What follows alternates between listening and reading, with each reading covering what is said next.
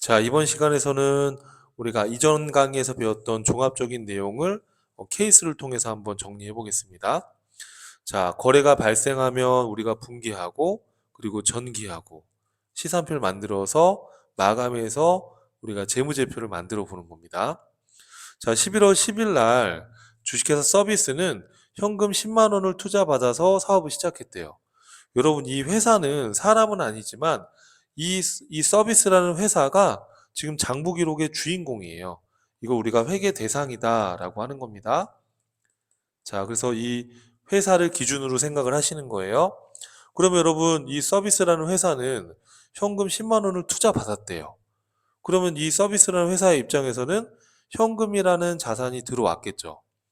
그러면 현금이라는 자산이 11월 10일 날 증가된 겁니다. 그쵸? 우리 자산의 증가는 차변에 기록하는 겁니다. 현금이라는 자산이 10만 원이 증가됐다. 자, 그럼 현금이 들어온 이유는 뭐죠, 여러분? 투자를 받은 거예요. 이거는 갚아야 될 부채가 아니라 투자를 받은 거라 자본금이라는 자본이 증가됐다라고 이해하시면 되는 거예요. 이해되시죠, 여러분? 자, 11월 12일 날 회사는 자금 확보를 위해서 국민은행에서 현금 5만 원을 빌렸대요. 자, 그러면 회계상 거래니까 분개해야 되겠죠? 자, 현금을 껐으니까 현금이라는 자산은 어떻게 되겠어요, 여러분? 그렇죠. 현금이라는 자산은 여기 5만 원 빌렸으니까 11월 12일 날 현금이라는 자산은 증가했다라는 거예요. 이해되시죠? 자, 현금 5만 원 자산이 증가했어요. 그럼 현금이 증가된 이유는 뭔가요? 내가 돈을 빌렸기 때문에. 현금이 들어온 이유는 돈을 껐으니까 부채도 늘었겠죠. 그래서 이렇게 빌린 돈을 차입금이라고 그래요. 그래서 차입금이라는 부채가 증가됐다. 이렇게 이해를 하시면 돼요. 이해되시죠? 자, 그 다음에 11월 15일 날 회사는 어떤 서비스를 제공해주고 30만 원의 대가를 받았대요. 현금으로. 그럼 우리 이 서비스라는 회사의 입장에서는 현금 자산이 들어왔잖아요. 그죠? 그럼 11월 15일 날 현금이라는 자산이 30만 원 들어왔어요. 그러면 이 현금 30만 원 증가된 이유는 뭐죠? 내가 서비스를 제공해주고 벌어들인 돈이에요. 수익이 발생한 거예요. 그죠? 우리 수익의 발생은 대변에 기록하는 겁니다. 자, 이렇게 내가 서비스 수익을 얻은 거니까 수수료 수익이라는 수익이 발생됐다라고 기록해 주시는 거예요. 이해되시죠, 여러분? 자, 11월 20일 날 회사는 직원한테 월급 9만 원을 현금으로 지급했대요. 자, 그럼 회계상 거래니까 기록해야 되는데 현금을 지급했죠. 그럼 현금이라는 자산이 감소한 겁니다. 자산의 감소는 대변에 기록하는 거예요. 현금이라는 자산이 9만 원만큼 줄었어요. 그럼 현금이 나간 이유는 뭔가요, 여러분? 그렇죠. 급여를 지급한 거죠. 그래서 급여라는 비용이 발생됐다라고 분개해 주시는 거죠. 이해되시죠, 여러분? 자, 11월 21일 날 회사 직원이 출장 가서 출장비로 4만 원을 현금으로 지급했대요. 자, 현금이 나갔죠. 그럼 현금이라는 자산이 감소했으니까 자산의 감소는 대변에 기록하는 겁니다. 현금이 나간 이유는 그렇죠. 출장비가 나간 거예요. 그래서 출장 비용을 뭐라고 하냐면 여비교통비라고 그래요. 그래서 여비교통비라는 비용이 발생됐다라고 기록을 해주는 거예요. 자, 이렇게 분계장에다가 분계를 한 겁니다. 그럼 여러분 이렇게 분계만 하게 되면 이렇게 분계를 하게 되면 이걸 보고 현금이 얼마 증가됐고 얼마 감소됐고 또 수수료 수익은 얼마가 증가됐고 이렇게 각각의 계정 과목별로 증감 내역을 한눈에 볼 수는 없잖아요. 그래서 이거를 좀 정리해 주는 거예요. 어떻게? T 계정의 형태로 전기를 해서 각각의 계정 과목별로 차변과 대변의 숫자들을 집계해 보는 거예요. 이해되시죠, 여러분? 자, 우리 이거 한번 해볼까요? 어떻게 한다고 했었죠? 자, 집중해 주세요. 자, 11월 10일 날 현금이 차변에 10만 원이 증가됐죠. 그러면 현금 T 계정 이렇게 그리는 거예요. 그려서 자, 여기 11월 10일 날 10만 원 증가됐어. 이렇게 전기하는 겁니다. 자, 상대편에 있는 계정은 뭐죠? 그렇죠. 자본금. 그럼 여기다가 자본금을 써주시면 되는 거예요. 이해되죠? 자, 대변에 자본금 10만 원 이렇게 지금 되어 있습니다. 그러면 자본금 T 계정 이렇게 그리는 겁니다. 그려서 자본금이 대변에 10만 원 있으니까 여기 11월 10일 날 10만 원이라고 옮겨 적어 주는 거예요. 이해되시죠? 그럼 자본금의 상대 계정은 뭐예요? 그렇죠. 여기 현금. 여기다가 현금 이렇게 적어 주시는 겁니다. 자, 또 해볼게요. 11월 12일 날 차변에 현금이 얼마 있습니까? 5만 원. 자, 그러면 여기 현금 11월 12일 날 5만 원 이렇게 적어 주는 겁니다. 그러면 상대편의 계정은 뭐예요? 요 현금의 상대편의 계정은 차입금이죠. 이렇게 적어주면 아 현금이 5만 원 증가됐는데 차입을 한 거구나 이렇게 알 수 있잖아요. 그죠? 자, 그 다음에 여기 지금 대변에 차입금 5만 원 이렇게 있으니까 차입금 T 계정을 또 이렇게 만들어 주는 거예요. 만들어서 여기 지금 5만 원 대변에 있으니까 차입금에다가 5만 원 그대로 적어 주는 거예요. 날짜는 여기 11월 12일이죠. 이렇게만 해놓으면 차입금이 5만 원 증가됐다는 건 알지만 차입금이 왜 증가되는지 모르잖아요. 그럼 이 차입금의 상대 계정 여기 현금이죠. 여기다 현금을 적어주는 거예요. 이렇게. 자, 그 다음에 또 여러분 11월 15일 날 현금 30만 원 이렇게 있죠, 그죠? 그러면은 여러분 어떻게 하면 돼요? 그렇죠. 11월 15일 날 현금 30만 원. 이 상대 계정은 뭐죠? 그렇죠. 수수료 수익. 뭐 그냥 지면상 수수료라고 그냥 적었습니다. 이해되시죠, 여러분? 자, 또 대변에 수수료 수익 30만 원. 그럼 여기 수수료 수익 T 계정 그린 다음에 대변에 30만 원 날짜 적어주는 거죠. 그렇죠. 여기 수수료 수익의 상대 계정은 뭐예요? 그죠, 현금이죠. 이렇게 적어주면 아 11월 15일 날 수수료 수익이 30만 원 늘었구나. 근데 현금으로 받았구나. 이렇게 거래 내역을 알 수 있게. 자, 11월 20일 날 차변의 급여 9만 원이죠. 자, 그럼 급여 T 계정 그려가지고 날짜 11월 20일 날 9만 원 이렇게 적어주는 겁니다. 그럼 상대편에 있는 계정은 뭐죠? 현금, 여기 현금이라고 적어주는 거죠. 그러면 아 11월 20일 날 급여가 9만 원 차변에 기록됐는데 현금으로 나갔구나 이렇게 알 수 있게요. 자, 또 대변에 현금 9만 원 이거 그대로 여기 11월 20일 날 현금 대변에 9만 원. 자, 요 현금의 상대편 계정은 급여죠. 이렇게. 그러면 아 11월 20일 날 현금이 9만 원 나갔는데 급여를 지출한 거구나 이렇게 알 수 있게요. 자, 11월 21일 날 차변에 여비교통비 4만 원. 그러면 여기 여비교통비 T 계정 만들어서 11월 21일 날 4만 원. 여비교통비의 상대 계정은 현금이죠. 그럼 여기 현금 적어주면 아 11월 21일 날 여비교통비 4만 원이 현금으로 나갔구나 이렇게 알 수 있게. 자, 대변에 현금 4만 원. 그러면 현금 4만 원 이렇게 적어주시고 상대 계정은 여비교통비죠. 여기다 뭐 약자로 적었습니다. 내용 지면상 여비교통비 이렇게 적어주시는 거예요. 그러면 현금이 4만 원 나갔구나. 여비교통비로 나갔구나 이렇게 알 수 있게요. 자, 이렇게 분기됐던 거를 각각의 특유정에다가 옮겨 적는 걸 뭐라고 한다, 여러분? 전기. 자, 그러면 여러분 질문이 생각을 가만히 해보시면 자, 여러분 잘 들어보세요. 여기 지금 분계장의 차변에 이거, 여러분 보이시죠? 이 금액과 대변의 이 금액을 합치면 양쪽은 어때야 돼요? 당연히 같아야 돼요. 맞죠? 그런데 여러분 생각해봐요. 이 차변과 대변의 이 숫자를 그대로 여기다가 이렇게 적어줬어요. 그러면 요 총계정 원장 전체, 이 T계정 전체를 총계정 원장이라고 하는데 이 총계정 원장 여기 차변을 다 더해. 계산기로요. 그리고 요 총계정 원장 대변을 다 더해. 이해돼요? 무슨 말인지? 그러면 이렇게 하게 되면 이 총계정 원장의 양쪽은 어떻겠어요? 당연히. 아, 당연히 똑같겠죠. 이해되시죠, 여러분? 이게 지금 똑같은 금액을 적었고 이 금액을 그대로 옮겨 적었으니까 이 양쪽은 똑같죠. 우리가 그래서 이걸 대차평균 원리다 이렇게 말씀드렸잖아요. 그죠? 그래서 양쪽이 똑같을 건데 이게 혹시 분계를 하다가 또는 요 전기를 하다가 숫자를 실수로 양쪽에 똑같이 못 적을 수도 있잖아요. 그래서 이게 오류가 있는지를 검증하기 위해서 작성하는 표가 뭐예요? 그렇죠. 시산표죠. 시산표. 그래서 우리는 합계 잔액 시산표를 사용합니다. 그래서 차변에 합계와 잔액이 얼마인지 여기 중간에 계정 과목 적고 대변에 합계와 잔액이 얼마인지를 다 집계해 보는 거예요. 집계해 보면 당연히 양쪽은 어때요, 여러분? 똑같아야죠. 그죠? 양쪽에 똑같이 숫자를 항상 적었기 때문에. 자, 그럼 한번 확인해 보겠습니다. 자, 여기 보시면 현금 차변의 합계 요거 얼마인가요? 노란 색깔 체크해 보면 10만 원, 5만 원, 30만 원 하면 45만 원이죠. 이렇게 보시면 현금 차변의 합계는 45만 원 맞죠? 자, 또 현금 대변합계는 9만 원, 4만 원이니까 여기 현금 대변합계 9만 원, 4만 원 더하면 13만 원 맞죠? 그럼 현금이 45만 원 증가됐고 13만 원이 줄었어요. 그럼 현금 잔액은 얼마 남았겠어요? 45만 원에서 13만 원 빼면 얼마입니까, 여러분? 32만 원이 현금이 지금 차변에 더 많이 남아 있는 거예요.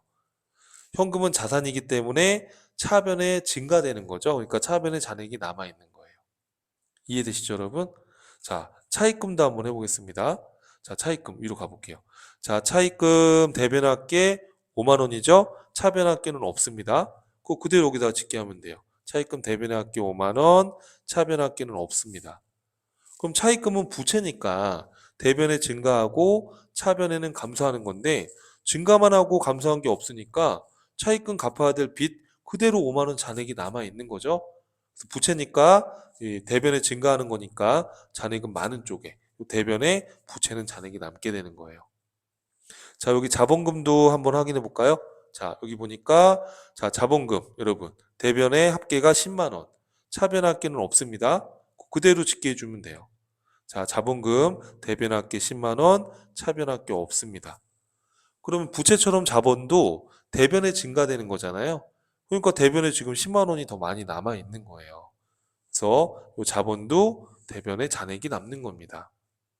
이해되시죠? 자, 그 다음에 또 뭐가 있어요, 여러분? 수수료 수익.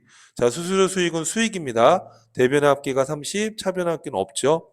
그러면은 여기 수수료 수익, 대변의 합계 30, 차변에 없어요.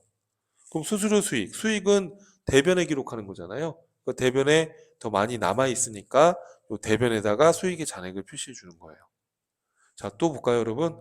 자, 급여. 차변합계 9만 원, 대변합계 없죠? 그럼 여기 보시면 급여, 차변합계 9만 원, 대변합계 없습니다. 그러면 급여는 비용이니까 차변에 기록을 하고 잔액도 차변에 남게 되는 거예요. 자, 여비교통비 여러분. 여비교통비 차변합계 4만 원, 대변은 없어요. 그럼 그대로 여기 넣어 주시면 돼요. 여비교통비 차변합계 4만 원, 대변에 없습니다. 그럼 여비교통비도 비용이니까 차변에 기록을 하는 거죠. 그러니까 잔액도 차변에 남게 되는 거예요. 이해될까요, 여러분? 이렇게 해서 지금 우리가 집계를 해봤습니다. 그럼 이렇게 했을 때 이렇게 집계를 지금 했잖아요. 이렇게 집계를 하게 되면 차변의 합계와 대변의 합계는 어때야 돼요? 같아야 돼요.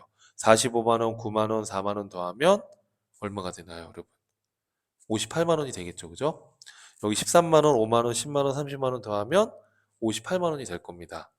자, 잔액도 어때야 된다고요? 잔액도 같아야 되는 거죠. 32만 원, 9만 원, 4만 원 더하면 얼마가 되나요, 여러분? 이렇게 하면 45만 원이 되는 거죠. 여기도 45만 원이 되는 거죠. 이처럼 양쪽의 숫자는 같을 수밖에 없는 거예요. 이걸 대차평균의 원리라고 하는 겁니다. 이해되시죠? 자, 그런데 여러분 여기서 우리가 그럼 꼭 책에다가 꼭 요거 메모를 한번 해봐 주세요. 자, 여기서 우리가 한 가지 생각해 볼 수 있는 게 있습니다. 자, 뭐냐 하면 자, 봐봐요. 이때 자, 여러분 이때 우리가 생각해 볼 거는 시산표 등식을 한번 생각해 볼 수 있어요. 여러분 시산표 등식이라는 게 뭐냐 하면 여러분 지금 요 45만 원 차변의 요 잔액과 여기 지금 대변의 45만 원은 양쪽이 같죠. 맞죠, 여러분? 그러면 이 45만 원은 뭘 말하는지 봤더니 우리가 이제 12월 31일 날 시산표를 찍게 한 거잖아요. 시점을 보면. 그러면 12월 31일 날 이 현금 자산의 32만 원 요 현금의 잔액이죠. 현금이라는 건 자산이에요. 그러면 12월 31일 요 32만 원이라는 것은 12월 31일 시점의 기말 자산이에요. 그렇죠? 기말 자산. 자, 그럼 여기 또 잔액이 있는 거 보니까 급여. 그렇죠? 급여랑 여비교통비. 급여랑 여비교통비 9만 원과 4만 원이죠. 그럼 급여랑 여비교통비는 비용입니다. 그럼 9만 원과 4만 원 더하면 이게 뭐예요? 그렇죠. 올해 1년 동안의 총 비용이에요. 제가 한번 숫자를 적어보면 자, 현금 기말 자산은 얼마가 있는 거죠? 32만 원. 맞죠? 요 금액. 그 다음에 요 금액. 총 비용. 9만 원과 4만 원이 더하면 13만 원입니다. 맞나요? 그러면 32만 원 더하기 13만 원 하면 이게 45만 원이에요. 이 금액은 이 45만 원 동일하잖아요. 그럼 여기 45만 원 이건 뭔지 봤더니 자, 차입금. 차입금이 5만 원이죠. 이건 12월 말일 시점의 차입금이에요. 기말 부채예요. 그죠? 그리고 자, 여기 수수료 수익이라는 건 수익이죠. 30만 원. 1년 동안의 총 수익이에요. 제가 한번 적어 볼게요. 자, 기말 부채는 차입금 지금 여기 차입금 5만 원. 요 5만 원은 기말 시점에 남아 있는 부채 잔액이죠. 여기 지금 30만 원 수수료 수익은 1년 동안의 총 수익이죠. 맞죠, 여러분? 자, 그러면 여기서 이제 한 가지 우리가 봐야 될 거는 요거예요, 여러분. 자, 여기에서 여기 지금 자본금 있잖아요. 자본금. 요 자본금, 요 자본금은 자본인데 요 10만 원은 요 10만 원은 처음에 있었던 자본이에요. 처음에 있었던 자본. 이 10만 원은 우리가 다시 위로 올라가 보면 자, 우리가 처음에 얼마를 투자받았어요, 여러분? 10만 원을 투자받았죠. 그렇죠? 그러니까 우리가 처음에 투자받은 돈이잖아요. 그러니까 이 자본 10만 원은 기말 시점의 자본이 아니라 처음에 있던 자본이에요. 그래서 그걸 그냥 기초 자본이다 이렇게 표현한 겁니다. 그러면 지금 보니까 이 10만 원은 기말 자본이 아니라 기초 자본이네요. 그러면 이렇게 숫자를 맞춰 보니까 결국에는 우리가 32만 원의 요 기말 시점의 자산 더하기 요 1년 동안의 총 비용 13만 원은 그쵸? 요 5만 원 기말 시점의 부채와 요 10만 원은 우리가 이익이 단기 순이익이 반영되기 전이기 때문에 기초 시점의 자본 여기 지금 10만 원을 더하고 30만 원 총 수익을 더한 거랑 같죠. 이걸 여러분 참고로 시산표 등식이라고 해요. 그래서 기말자산 더하기 총 비용은 기말부채 더하기 기초자본 더하기 총 수익과 같다라는 이런 등식이 성립하게 돼요. 이걸 이제 시산표 등식이다 이렇게 얘기하는데 지금 여러분들이 여기 좀 어렵게 느낄 수가 있는데 이렇게 메모해 놓고 나중에 좀 분기 같은 거 여러분 연습된 다음에 그때 다시 한번 읽어보면 돼요. 아시겠죠? 자, 이렇게 해서 어찌됐든 간에 시산표를 짓게 했습니다. 자, 다시. 자, 우리가 거래가 발생했을 때 분기하고 특예정에 전기하고 시산표를 짓기를 해봤습니다. 자, 요거 지울게요, 이제. 자, 이렇게 해서 시산표까지 만들었어요. 그쵸? 자, 그러면 여기서 이제 우리가 더 확인해야 될 것은 자, 여기 보면 수수료 수익이라는 수익이 30만 원 있고요. 급여와 여비교통비라는 비용이 9만 원과 4만 원이 있습니다. 그러면 이 수익과 비용은 그 다음 연도로 2월 되면 안 되는 거예요. 그쵸? 왜냐하면 다음 연도가 되면 또 1월 1일부터 또 1년치 수익 비용을 집계해야 되기 때문에. 자, 그래서 여러분 우리가 장부를 마감하는 거예요. 자, 그럼 장부를 마감할 때 어떻게 한다고 했었죠? 대변에 있던 요 수수료 수익 30만 원을 차변으로 보내는 거예요. 그리고 차변의 급여 여비교통비 9만 원과 4만 원을 대변으로 보내주는 거예요. 이렇게. 인위적으로 마감을 하는 거예요. 1년에 한 번씩 결산할 때. 그러면 수익이 30만 원이고 비용이 13만 원이니까 그렇죠? 이익이 얼마가 난 거예요, 여러분? 수익이 30만 원, 비용이 13만 원이면 17만 원만큼 회사가 당기 순이익이 난 거죠. 그럼 그거를 당기 순이익 난 것만큼 연말에 자산이 늘어났을 거란 말이에요. 그렇죠? 자, 여기 한번 밑으로 와 볼게요, 제가. 자, 여기 보면 지금 요 시산표에 있는 거를 정리해 보면 자, 11월 10일 그냥 기초라고 생각해 봐요. 기초에 현금 10만 원을 투자받아서 장사를 시작했어요. 부채는 없었죠. 그렇죠? 자, 그리고 지금 11월 10일부터 12월 말일까지 열심히 장사를 해가지고 벌어들인 수수료 수익이 30만 원이고 급여가 9만 원, 여비교통비가 4만 원이에요. 그렇죠? 그러면 수익이 30만 원, 비용이 13만 원이니까 당기순이익이 얼마 난 겁니까? 17만 원 난 거죠. 그러면 12월 31일 날, 12월 31일 날, 자, 이 17만 원만큼 자본이 늘어나야 되는 거예요. 이렇게. 그렇죠? 그리고 이 수익과 비용은 다음 연도로 2월 되면 안 된다. 그래서 이 당기순이익 17만 원을 여기 자본으로 보내주기 위해서 요 마감을 해주는 거예요. 어떻게 한다고요?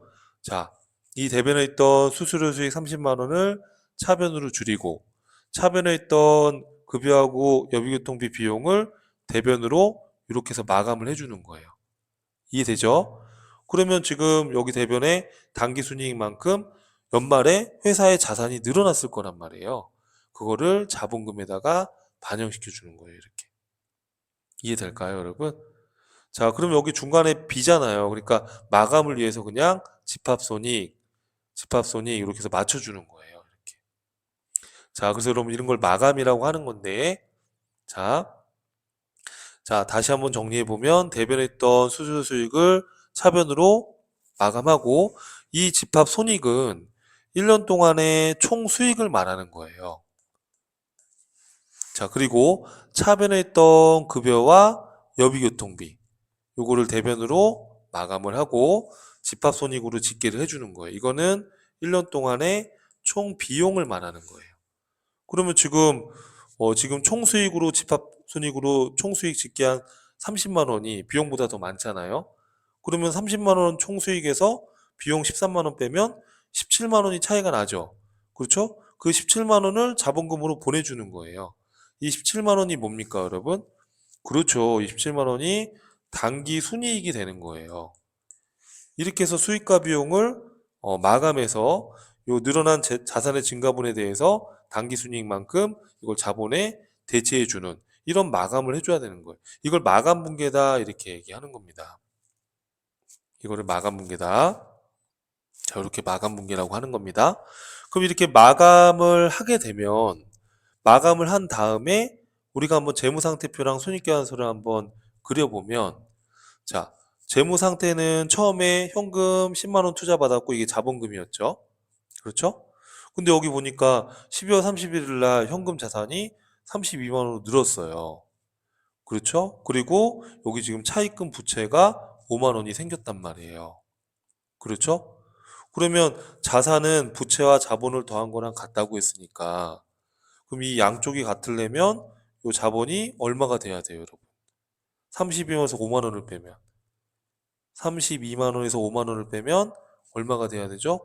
27만 원이 돼야 되잖아요. 이 27만 원이 뭐예요, 여러분? 이 27만 원이 기말 시점의 자본이 되는 거예요. 그래서 지금 시산표에 있는 이 자본은 기말 시점의 자본이 아니라 처음에 투자받은 자본이잖아요. 그래서 이거 아까 제가 기초자본이다 이렇게 설명한 거예요. 그러니까 이 마감 분계가 반영되기 전 시산표의 이 자본금은 이 10만 원은 기초자본의 개념인 거예요. 이 당기순이익이 여기 반영되기 전 금액인 거예요. 그죠? 그래서 아까 기말자산 더하기 총비용은 아까 제가 적어줬던 게 기말부채 더하기 기초자본 더하기 총수익과 같다. 이런 시산표 등식이 성립되는 거예요. 참고로. 자, 이렇게 해서 하여튼 마감을 통해서 재무상태표를 우리가 그려본 겁니다. 그럼 여러분 이걸 딱 그리고 나서 보니까 재무상태표랑 손익계산서랑 이 연결관계가 있는 게 어떤 부분이냐면 자, 우리가 처음에 그냥 기초자본이라고 해볼게요.